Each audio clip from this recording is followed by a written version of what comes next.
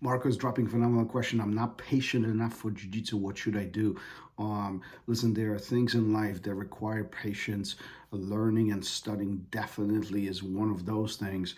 But at times when we find ourselves in these point of frustrations, I say, get pissed off, get angry, be impatient, and find ways for you to gain progression with what you really want to do. If jiu-jitsu is what you want to study, if jiu-jitsu is something that you want to good at, and there will be always obstacles. We talk about this often. I often say this on this show. We talk about it on my other podcasts, the Raw Radio. Obstacles are always in front of us. They are designed for us to get better. But if we use them in the right, as a right tool for us to continue growing and troubleshooting and discovering and educating ourselves, our growth exponentially just gets much faster and much bigger, and we can really benefit and collect the fruits of the hard labor that we are putting into it. So does jiu-jitsu require patience? Absolutely. In my opinion, it requires a lot of patience from a studying perspective. But we don't have to be patient with ourselves in a sense of go get the tools that you need and go get studying.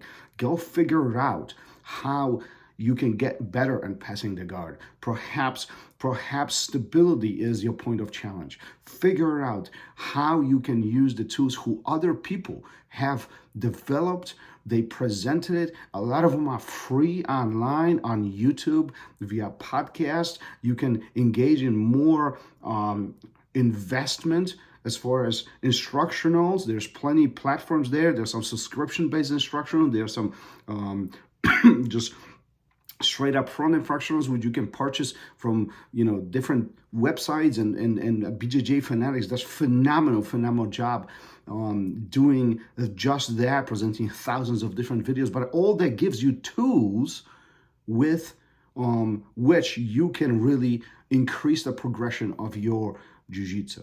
So as much as I always encourage you to be patient, at the same time I often say is get pissed off, get upset, get angry, and really use that as a fuel for you to continue growing. Figure out ways how you can study the specific thing. I think what often people struggle with is not the patience part, is the part that we are not seeing the progression. And we feel like we're hitting quote unquote plateau. If you're watching this on YouTube, I mean, obviously I'm doing air quotes here. If you're listening to this on the podcast, then obviously the plateau is such a, in my opinion, a very vague statement. We all go through hills and valleys. Our skills and our minds always goes up and down, but a plateau rarely exists. It's plateau is our perception of the way how we are progressing. And I've made a separate episode on plateau, hitting plateaus. Go search, dig deeper somewhere in the hundreds of these episodes. Find it, talk specifically about that. But oftentimes we get impatient because we don't see the progression that we are making.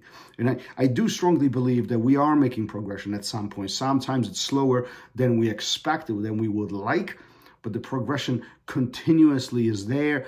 Sometimes the progression is much harder than because of the complexity of what we're trying to deal, but the progression continuously is surrounding us. The point is, are you seeing it? Are you measuring it? Do you have specific goals which will allow you to find milestones and anchors as you're getting towards your goal? So be patient. At the same time, get pissed off and go get your goals, whether they're on or off the mat, because without those goals, well, that struggle really begins.